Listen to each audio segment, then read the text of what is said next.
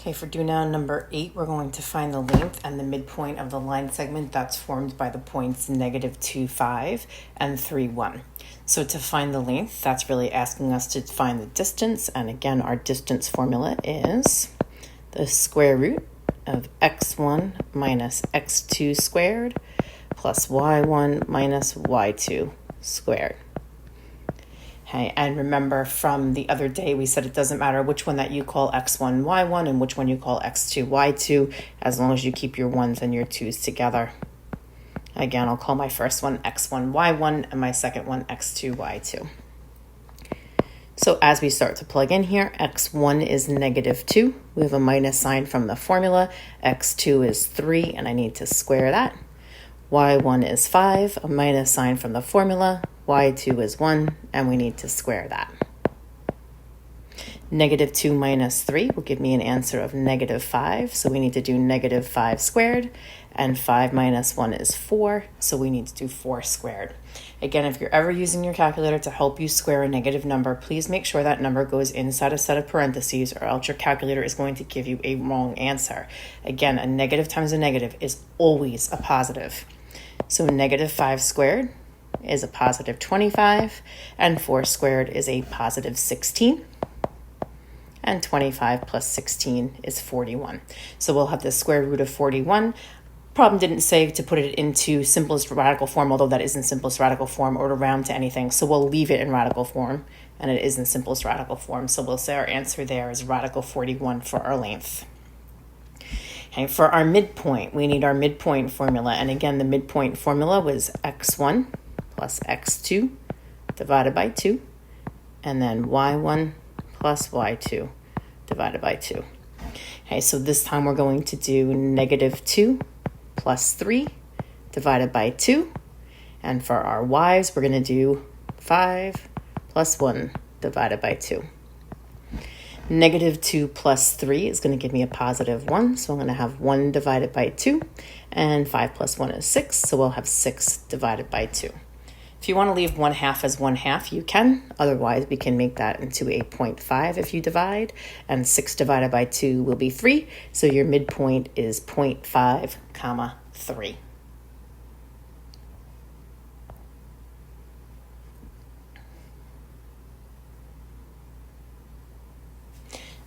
So for section 1.8, we're going to talk about dividing segments proportionally, or that's also called partitioning. This is an extremely important section. There is a question with partitioning on the Regents on every single Regents exam, so it's extremely important. Okay, so to divide a segment proportionally, you must divide the total number of parts it's divided into. So in other words, if you have a ratio of 2 to 3, that's really 5 parts. So again, if you look at line segment AB, and again, 2/3 ratio, there's 1, 2, 3, 4, 5 sections total. So it's really breaking that into 5 separate parts. So there is a formula that you can use for partitioning a segment into the ratio of A to B, and that's this mess of a formula here. Even though it looks messy and it seems like a very complex formula, it's really not.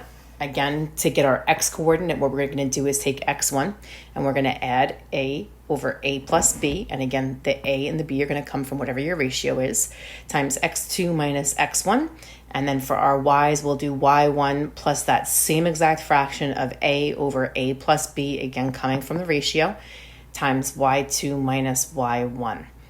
Now, unlike examples that we've done before with distance, it didn't matter which one that you called x1, y1, which one you called x2, y2. In this case, it does. When you are partitioning, the first set of ordered pairs that you're given, that's the one that you must call x1, y1. Okay, so in my case, since I always call the first ordered pair x1, y1 anyway, it works out well. Okay, so for our first example for our partitioning here, we want to find the point on AB that divides it into the ratio of 1 to 2. So again, just gave you a picture over on the right-hand side so that you can see, and also you have your endpoints there. And again, ratio of 1 to 3 means that we're going to divide that line into 3 equal sections. So the 1 plus the 2 means that we have that line segment being broken into 3 parts.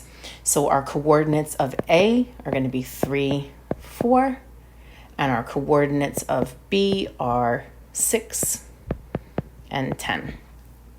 So again, I know you can see that over on that right-hand side, but I just wrote it over here so that I can label that x1, y1, and x2, y2.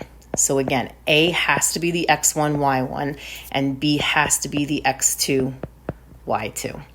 Hey, I'm not going to try to rewrite that formula that's up there. Again, when you're doing this on your own, the more times that you rewrite that formula, the more likely that you are to remember it. Okay, so the first thing that I have inside our set of parentheses is x1. So in our case, x1 is 3.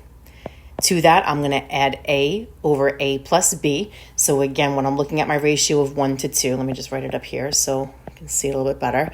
That's a to b, which means that your a is going to be 1 and your b is going to be 2. So on the top, a is 1. And on the bottom, we're adding a plus b. So 1 plus 2 is that 3 that we got there. And now I need to multiply that times x2, which is 6, minus x1, which is 3. And that's going to give us the new x coordinate. And then we're going to do the same thing on the y side. So on the y side, again, the first thing I need from this formula is the y1. And y1 in this case is 4. And again, to that, we're going to add a over a plus b, which is the same thing that was over here. So in this particular case, that's going to be our 1/3. And this time we're doing times y2 minus y1. So y2 is 10 and y1 is 4. So again, just make sure that you follow order of operations here. So I'm going to have 3 plus 1/3. 6 minus 3 is 3. I'll continue on the other side as well and do the subtraction on that side. 10 minus 4 is 6. It's going to be really helpful to have your calculator out at this point. Please make sure that you are playing along with me. And if for some reason you're not getting the same answer, please reach out and ask. Just because I think I got it right doesn't necessarily mean that's always the case, because sometimes I make a typo just like you do.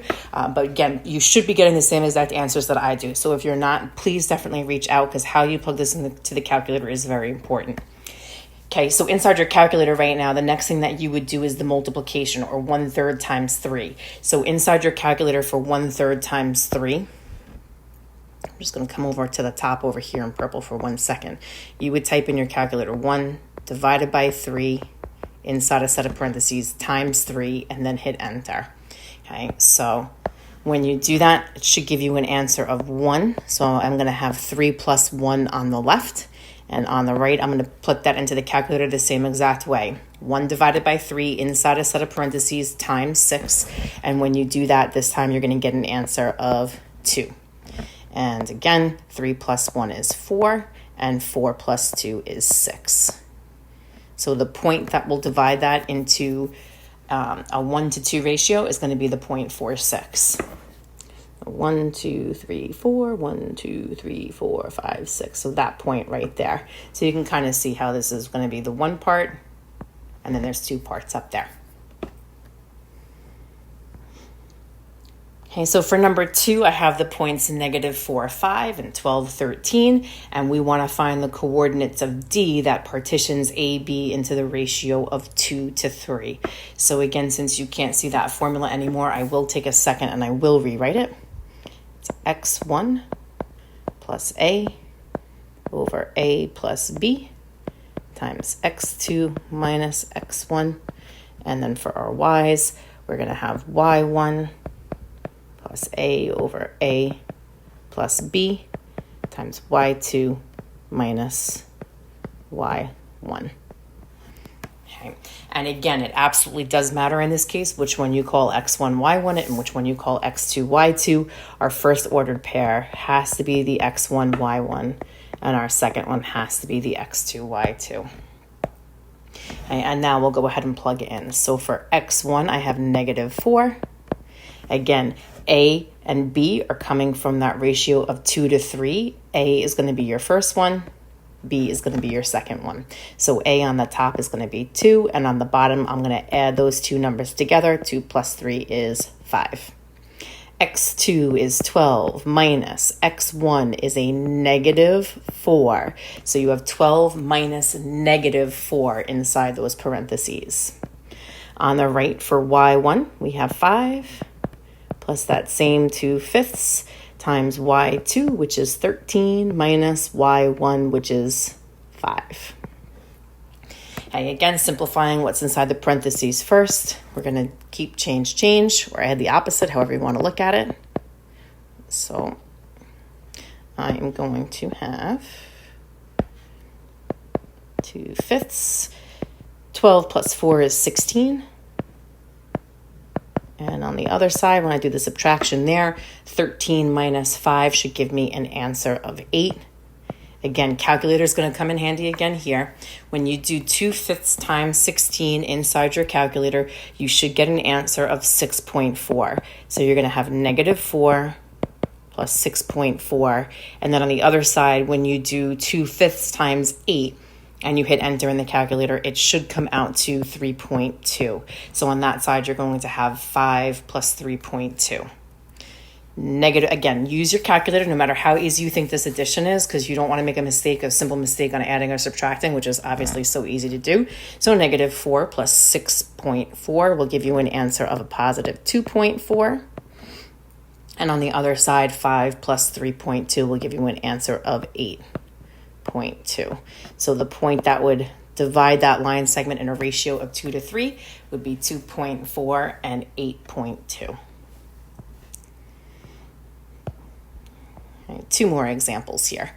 Okay, this time we want to find the point on the directed segment from -2, 0 and 5, 8 that divides it in the ratio of 1 to 3. Again, directed segment just means, again, that the order matters. So you're going from and to, so the from has to come first. It's just a different way of saying that this has to be x1, y1, and that has to be x2, y2. So one more time, here we go with that partition formula. x1 plus a over a plus b times x2 minus x1. For the y's, it's going to be y1 plus a over a plus b times y2 minus y1. So x1 is -2. A and B, again, 1 is A, 3 is B. So A is going to be 1, and then on the bottom, A plus B, or 1 plus 3 will give you 4. So I'm going to have 1/4. x2 is 5, a minus sign from the formula, and x1 is a -2. So 5 minus -2. y1 is 0. Again, that A over B is going to be 1/4, and y2 is 8 minus y1, which again is 0. Again, over here, we'll do keep, change. So we're going to have -2 plus 1/4. 5 plus 2 is 7. And on the other side, 0 plus anything is just going to be 0, so we can ignore that 0. So I'm going to have 1/4, and 8 minus 0 is just going to be 8. So again, in the calculator, if I do 1/4 times 7, I should get an answer of 1.75. So I'm going to have -2 plus 1.75. And on the right, when I do 1/4 times 8, that comes out nice and neat. That'll give you an answer of 2. So now we just have to add together on the left-hand side, the -2 plus 1.75 will be -0.25. And again, I'll just bring down that 2. So the point that would divide that segment into a ratio of 1 to 3 would be -0.25, 2. And our last one for today. We want to find the coordinates of P that is 3/4 of the way along the directed line segment from 6, -5 to -3, 4. So again, if it's 3 to 4, again, that's just a different way of writing your ratio. A ratio can always be written in fraction form. So again, this is just another way that they're kind of writing that for you. Okay, so again, we have x1 plus a over a plus b times x2 minus x1. y1 plus a over a plus b times y2 minus y1. Okay, again, first ordered pair that you see has to be x1, y1. second ordered pair has to be x2, y2. Okay, so x1 is 6 plus a, again, is coming from over here. Again, the one on the left is a, the one on the right is b. So a in this case is 3. And a plus b, 3 plus 4 is 7. x2 is negative 3, a minus sign from the formula, and x1 is 6. And on the right, y1 is negative 5, plus that a over a plus b, which we already found is 3 over 7. And y2 is 4 minus y1, which is negative 5. Okay, so again, doing what's inside our parentheses, negative 3 minus 6 is going to give me an answer of negative 9. And on the right, I'm going to do keep, change. So 3 over 7, 4 plus 5, sorry, this keeps jumping, is 9. Okay, and now again, inside of your calculator, you can end up multiplying 3 divided by 7 times negative 9 and hit enter. It is going to come out as a very messy decimal. I'm going to do it right now. 3 divided by 7 times negative 9. It comes out to something like negative 3.8571, blah, blah, blah. It's messy. So inside the calculator, I'm going to go ahead and take that messy decimal, and at the same time, I'm going to add 6 to it. And it still comes out to a really messy decimal of 2.14 something. I'll write that over here. 2.14285. There's other numbers after that. But you don't want to leave that messy decimal. If something ever comes out as that messy decimal, you want to change that back into fraction form. So with that messy decimal still inside your calculator, all you have to do is hit the math key, which is on the left-hand side underneath your alpha. It's in the left-hand, most left-hand column underneath your alpha key. There's the word math. Just hit math. Option number 1, we're going to turn that into a fraction. All you have to do is hit enter twice and it'll spit out a fraction back at you, and that fraction is going to be 15 over 7. We'll do the same thing on that right hand side. We're going to do 3 divided by 7 inside our set of parentheses. This time we're multiplying by a positive 9. Gives you a very messy decimal of 3.857 something something. We'll add our negative 5 to that and hit enter again. So when you do that, something like negative 1.1428, again, there's more decimals after that. And we're going to do the same thing. Hit math, option number 1. So we're just going to hit enter twice, and it's going to spit back out a fraction at you of negative 8 over 7. So decimals are fine. You saw decimals up in earlier problems, but they came out nice and neat, 0.25, 0.5. You could even leave them as fractions if you want to. You can always leave them as a fraction, but when you get really messy decimals, you don't want to leave it like that. You want to put it back into fraction form, and you can always use your calculator to do that.